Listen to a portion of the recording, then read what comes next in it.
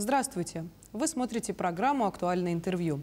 Рыбная ловля является для жителей нашей республики как способом пропитания, так и одним из популярных видов досуга. При этом государство на законодательном уровне осуществляет регулирование рыболовства, и нарушение установленных правил может привести к серьезным последствиям. Что должны знать рыболовы, какие ограничения для них установлены и какую ответственность они несут за эти нарушения? Об этом мы поговорим сегодня с прокурором уголовно-судебного отдела прокуратуры республики Максимом Зарубиным. Максим Владимирович, здравствуйте. Доброе утро. Расскажите, какими нормативно-правовыми актами регулируется рыболовство? То есть о чем необходимо знать гражданам? Вы в своем вступлении абсолютно обоснованно заметили то, что необходимо действительно осуществлять регулирование добычи водных биологических ресурсов. И это можно привести на примере Мирового океана. То есть когда добыча водных биологических ресурсов осуществляется в международных водах, либо в нейтральных водах, да, где законодательно достаточно сложно урегулировать порядок добычи водных биологических ресурсов. И фактически ряд водно-биологических ресурсов, имеющих большое значение для климата, уничтожается сегодня, поскольку это не урегулировано международными правовыми актами. Да. Вот, к примеру, ежегодно средняя статистика мировая показывает, что до 95 миллионов особей акул уничтожается в мировом океане. Представляете, да, на сегодняшний день акулы – это санитары леса, да, у нас как дятлы. То есть, соответственно, в океане это санитары, которые обеспечивают баланс взаимодействия хищников и той водной фауны, которая потребляет кораллы и другие водно-биологические ресурсы, и впоследствии это сказывается уже на потеплении, которое сегодня очень широко обсуждается в средствах массовой информации. К счастью, на территории Российской Федерации все обстоит гораздо иначе. У нас на территории как России, так и нашего субъекта все урегулировано. В частности, действует федеральный закон номер 166 ФЗ от 20 декабря 2004 года о рыболовстве и сохранении водных биологических ресурсов, федеральный закон от 25 декабря 2018 года номер 475 ФЗ о любительском рыболовстве. Непосредственно уже на территории Республики Саха-Якутия действует закон Республики Саха-Якутия от 19 июня 2007 года номер 464 ЗЭ. Также ряд постановлений правительства, именно постановление правительства от 25 июня 2021 года номер 996, постановление правительства от 21 ноября 2019 года номер 1482 об утверждении правил учета сетных орудий. Вот эта нормативная база позволяет сохранять баланс между удовлетворением потребностей населения в части добычи водно-биологических ресурсов и возможностью восстановления водно-биологических ресурсов в их естественной среде. Вот. Что является очень важным. А имеются ли какие-то ограничения, которые могут быть применены как раз к рыбной ловле? Да, конечно, вот непосредственно те нормативные правовые акты, которые я озвучил сейчас, они устанавливают как права граждан и населения нашей страны на осуществление рыбной ловли на территории Российской Федерации, так и накладывают определенные ограничения и обязанности на тех лиц, которые осуществляют эту рыбную ловлю. В частности, вот, устанавливаются ограничения в части периода вылова водно-биологических ресурсов. Необходимо отметить, что под выловом биологических ресурсов понимается это изъятие водно-биологических ресурсов из их естественной среды, без их последующего туда помещения. То есть важно знать, да, что если вы ловите рыбу и впоследствии, поймав ее, возвращаете ее обратно в водно-биологический среду тут же, да, то это допускается. И мы сегодня видим в средствах массовой информации, в том числе в интернете, да, множество видео разных, где рыбаки добывают в том числе особи, которые занесены в Красную книгу, да, то есть демонстрируют их и потом благополучно отпускают без ущерба для них обратно в водно-биологическую среду.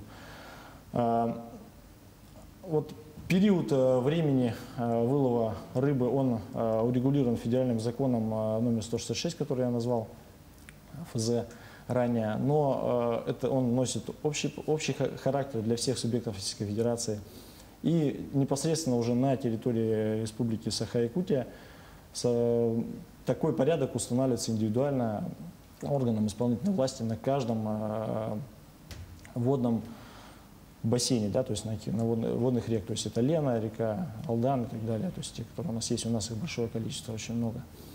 Очень важно установление дифференцированных периодов. Почему? Потому что в какие-то реки заходят рыбы для нерестилища, да, в каких-то они выходят, это происходит в разное время в силу разных климатических условий. И это очень важно, вот именно в регулировании, связанном с их восстановлением их популяции. Скажите, но этими федеральными законами наверняка предусмотрены и меры наказания. Какую ответственность несут нарушители?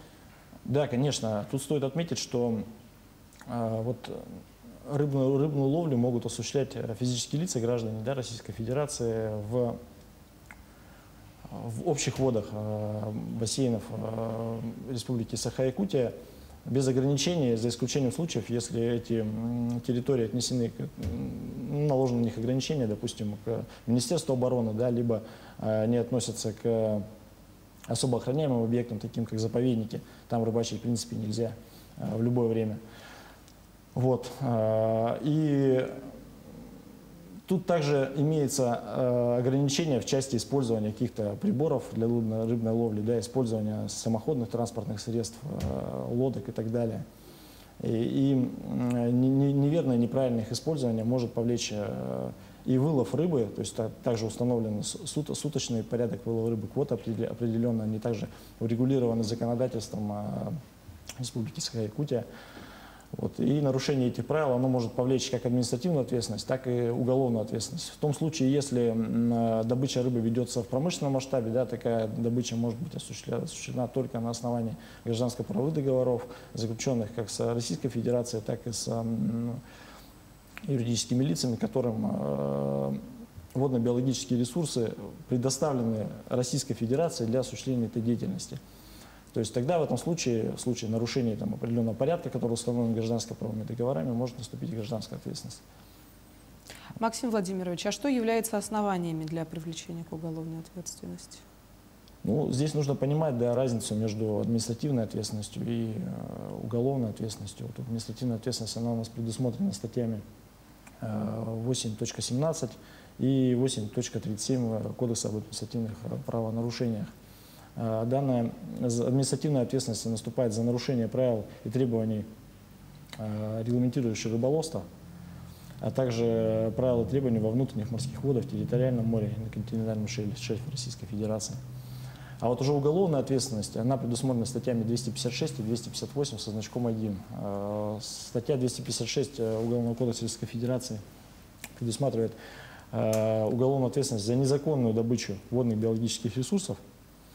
Статья 258 значком 1 за незаконную добычу и оборот особо ценных диких животных, занесенных и водных биологических ресурсов, занесенных в Красную книгу. Это кардинально разная ответственность, да? То есть уголовная и административная. И отличие, судебная практика идет по такому пути, что к уголовной ответственности привлекаются лица, которые нарушили порядок, да, то есть осуществляют незаконную добычу и вылов рыбы с причинением крупного ущерба, с причинением особо крупного ущерба, с применением самоходных транспортных средств, с применением недозволенных средств вылова рыбы, таких как электроток, разные химические приборы и так далее, в местах нереста или миграционных путях к ним. Также на особо охраняемых природных территориях, ну, о которых я сказал, это территории заповедников. Вот.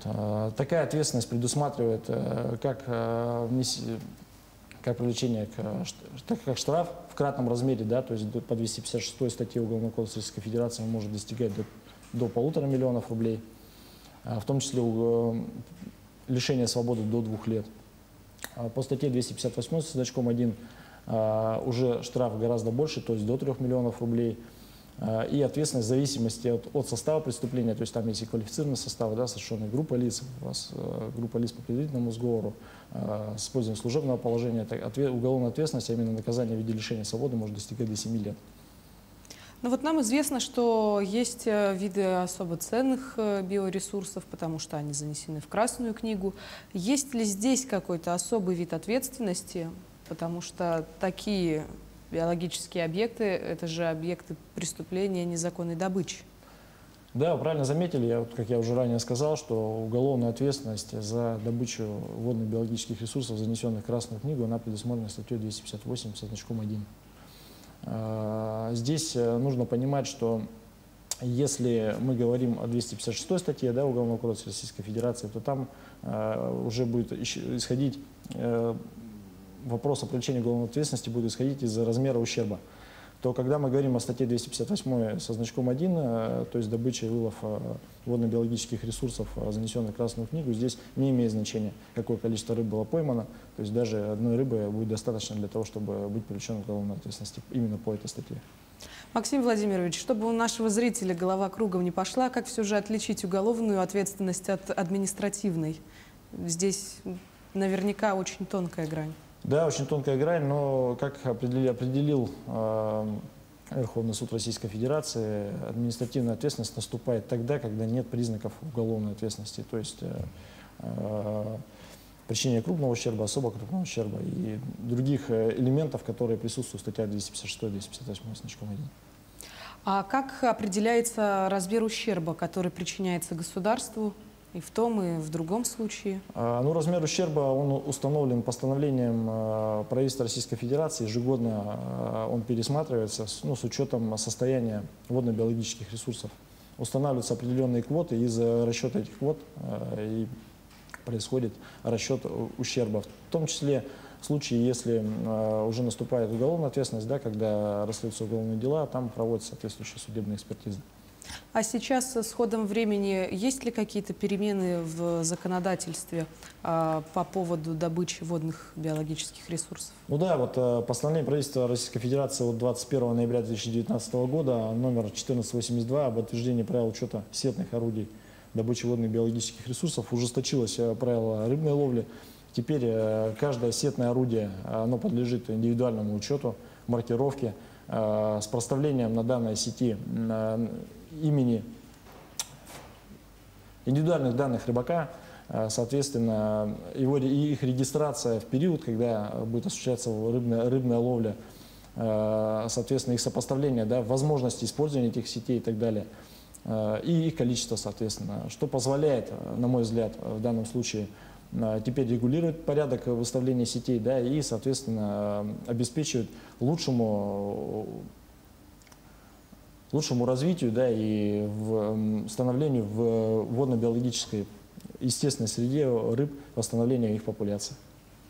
Благодарю вас, Максим Владимирович, за актуальную беседу и за то, что согласились сегодня стать нашим гостем. Большое спасибо, очень приятно. Напомню, вы смотрели программу «Актуальное интервью». Берегите себя. До встречи.